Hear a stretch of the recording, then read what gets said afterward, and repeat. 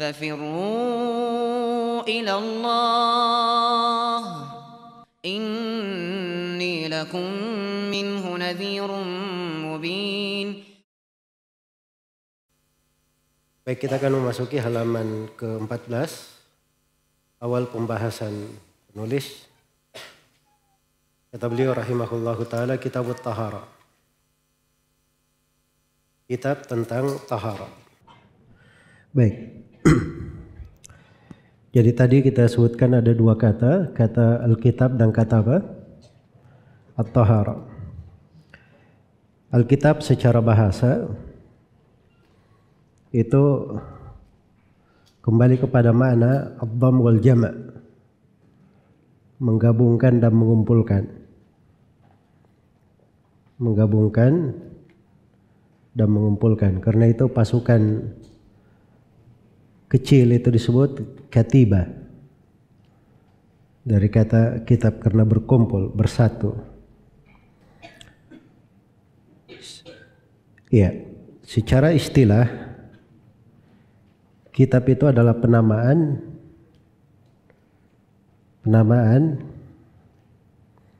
untuk sejumlah dari ilmu yang mencakup bab-bab dan pasal-pasal. Itu kitab.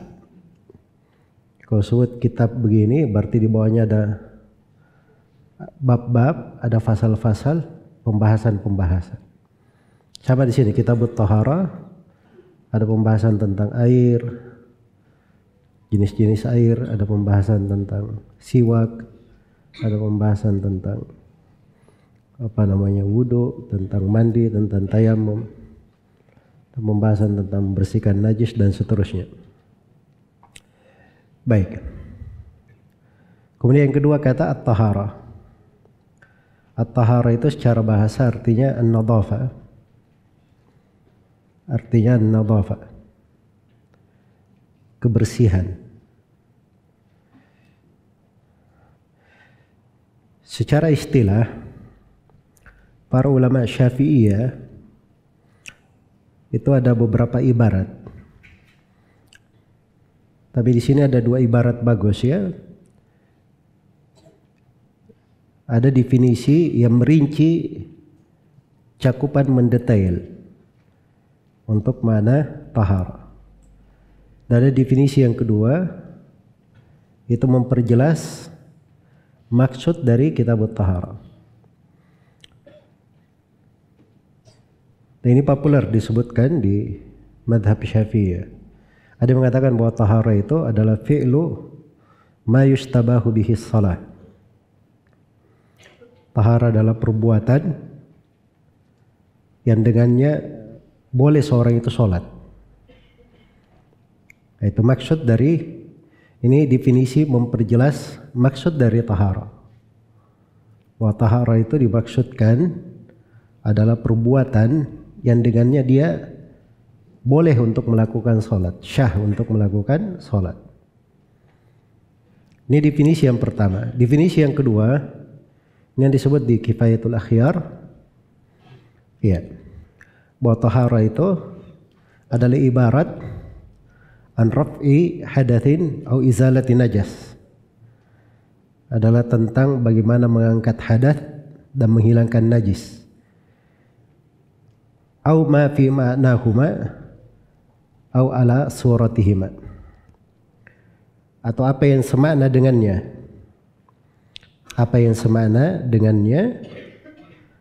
atau apa yang bentuknya sama dengan keduanya. Iya, saya ulangi ya definisinya. Raf'u hadatsin au izalatu najasin au ma fi ma'nahuma au ala suratihima. Mengangkat hadas atau menghilangkan najis.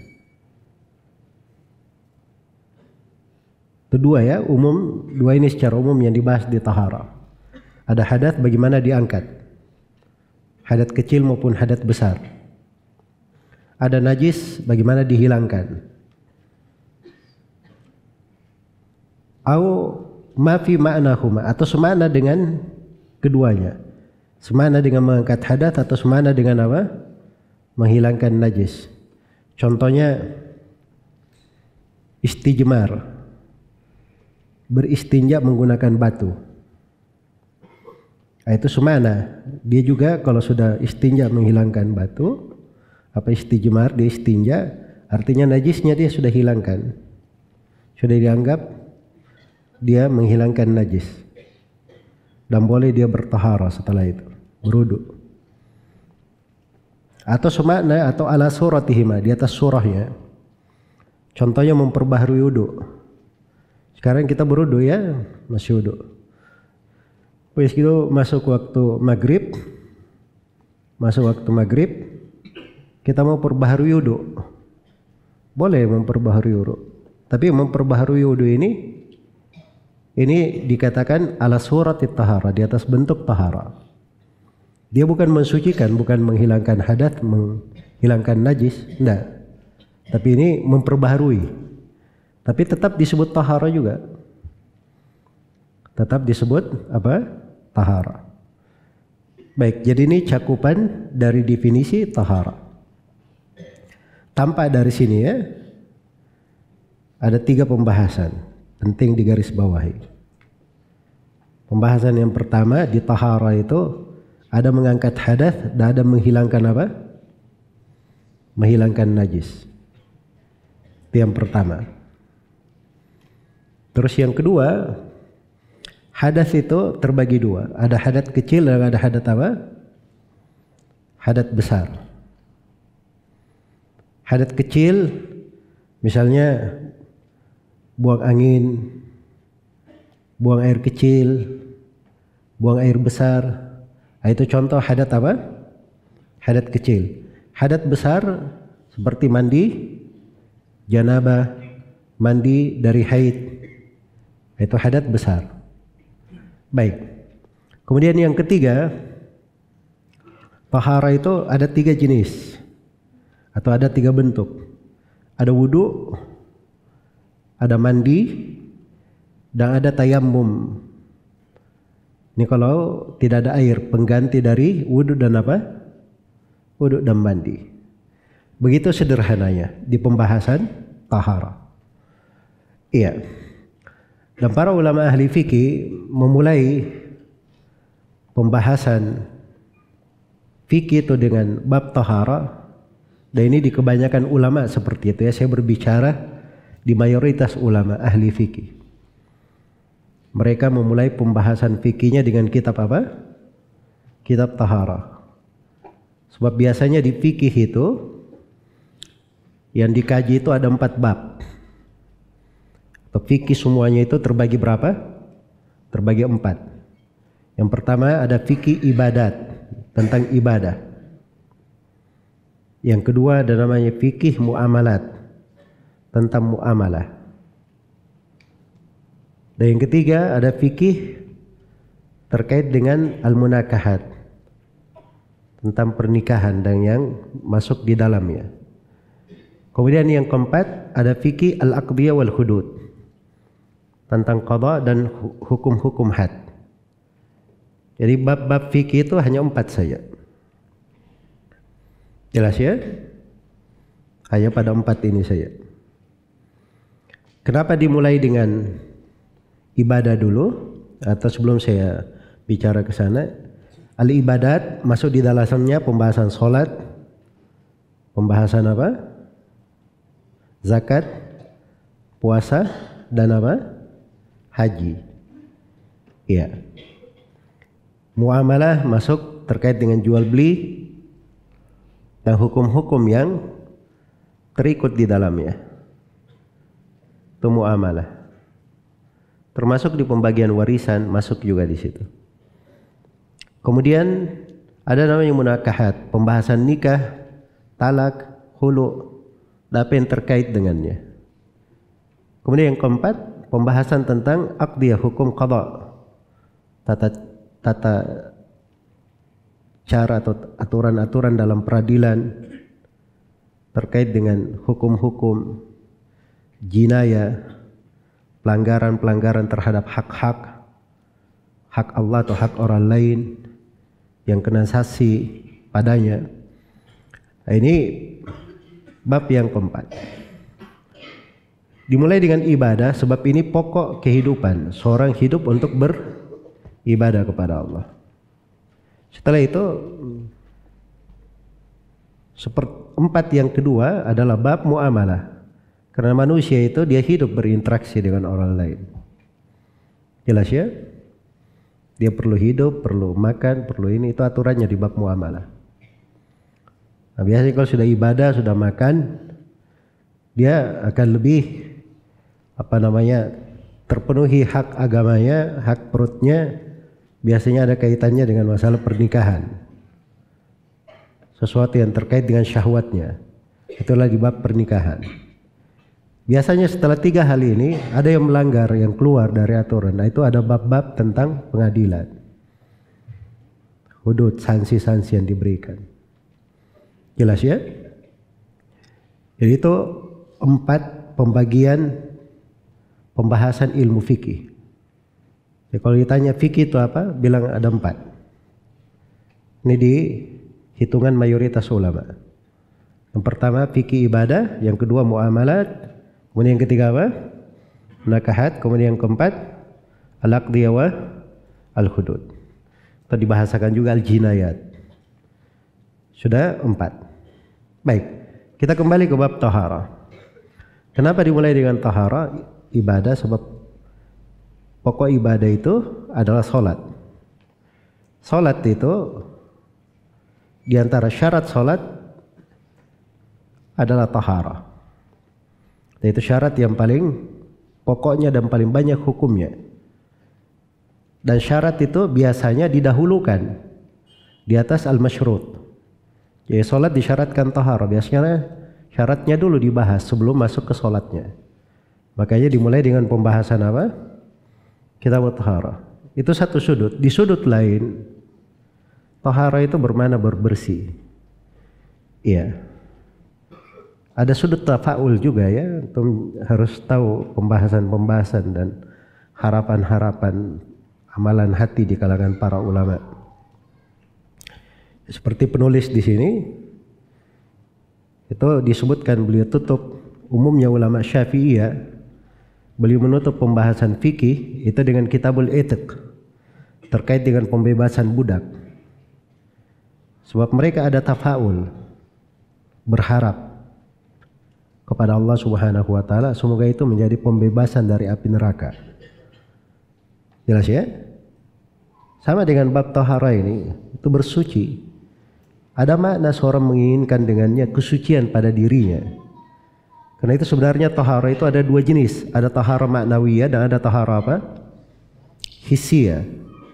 Taharah ma'nawiyah itu terkait dengan hati bersih dari syirik, bersih dari riya, bersih dari hasad. Tapi ini bukan pembahasannya di buku fikih, ini pembahasannya di buku-buku akidah, di buku-buku akhlak, ya. Nah, itu kita ada beberapa buku di program ini. Kita sudah berlalu kitab yang ke-13 kemarin tentang amalan-amalan hati.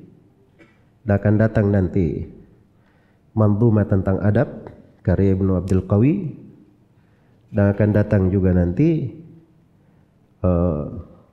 itu pembahasan Mandhumah tentang adab. Ya. Dan ada pembahasan satu di luar program. Kita akan baca tentang masalah dosa-dosa besar. Itu ada Mandhumah khusus terkait dengan dosa-dosa besar. Walaupun ada disebut di Mandhumah Ibnu Abdul Qawi, tapi itu maksudnya jenis dari taharah, mensucikan diri. Iya. Dan para ulama tentunya di pembahasan fikih itu hanya membahas tentang taharah bersuci dalam mana apa? Taharah hissiyah terkait dengan badan, terkait dengan jasad. Baik. Kemudian kata beliau rahimahullahu taala, al-miyah allati yajuzu at-tathhiru biha 7 miyah. Ini awal pembahasan ini terkait dengan jenis-jenis air. Terkait dengan jenis-jenis air. Iya. Jadi al-miyah itu jamak dari apa? Dari ma'un. Jamak dari ma'un. Asal kata ma'un itu dari kata muhun, mim, waw, ha. Setelah itu wawunya dipindah ke akhir, hanya dipindah kemudian diganti menjadi fathah ditambah hamzah menjadilah ma'un. Karena dia asalnya dari muhun itu tadi, begitu dijamak haknya kelihatan menjadi al-miyah. Al-miyah, haknya kelihatan. Jelas ya? Air itu hakikatnya cuma satu. Karena itu bahasa-bahasa yang dipakai dalam Al-Quran cuma mufrad saja. Wa anzalna minas sama'i ma'an. Falam tajidu ma'an. Jelas ya? Jadi dipakai mufrad saja. Tapi di sini dijamak karena penulis berbicara tentang hukum-hukum. Air itu banyak jenis. Iya, banyak jenis.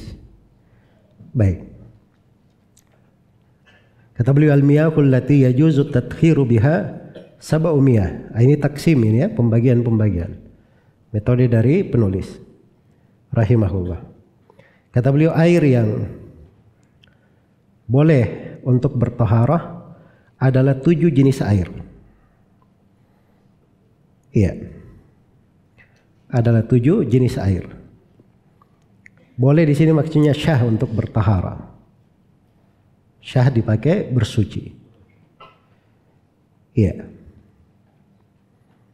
Dan tidak ada silam pendapat di tengah para ulama bahwa asal di dalam mensucikan, apakah itu dalam bentuk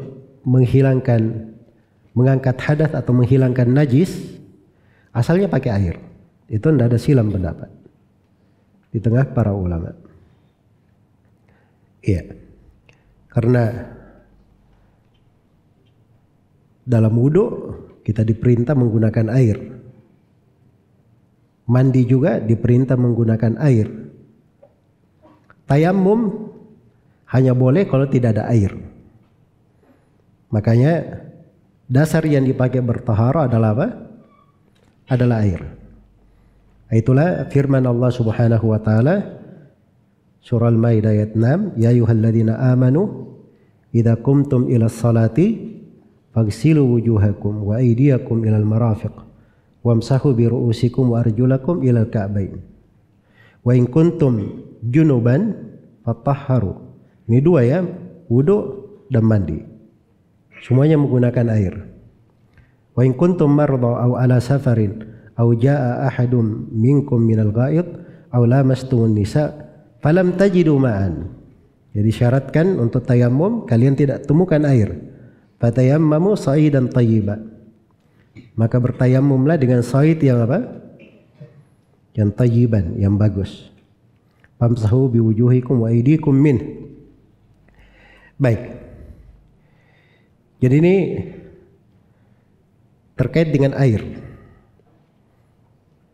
Kemudian penulis di sini merinci jenis-jenis air. Air yang boleh dipakai bertaharah ada berapa? Ada 7. Yang pertama ma'us sama. Air langit. Maksudnya air langit apa? Air yang turun dari langit. Itulah air hujan ya. Dan ini boleh dipakai bertaharah menurut kesepakatan ulama. Tidak ada silam pendapat. Allah berfirman, wa anzalna minas sama'i ma'an tahura. Kami turunkan dari langit air yang tahura, mensucikan. Baik. Ayat di surah Al-Furqan. Di surah Al-Anfal, wa yunazzilu alaikum minas sama'i ma'an liyutahhirakum bih. Kami turunkan dari langit air untuk mensucikan kalian. Baik. Kemudian yang kedua, wa ma'ul bahr, dan air laut. Maksudnya laut di sini laut yang asin ya. Karena kata bahar itu secara bahasa artinya air yang banyak sekali. Iya. Dan asalnya dalam bahasa Arab boleh digunakan untuk air asin dan air tawar, asal penggunaan. Di sini maksud penulis adalah air laut. Karena beliau sebut air sungai dan seterusnya ya. Yang dimaksudkan adalah air laut. Air laut itu boleh dipakai berwudu menurut kesepakatan ulama.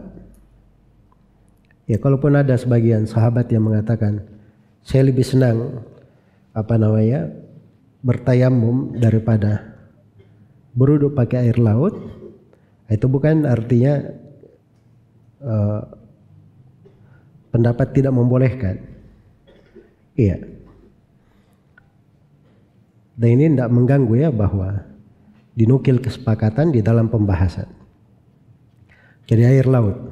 Dalilnya tegas ya, Nabi SAW bersabda dalam hadits Abu Hurairah radhiyallahu taala anhu, diriwayat Imam 4 dan disahihkan oleh Ibnu Khuzaimah dan Ibnu Hibban.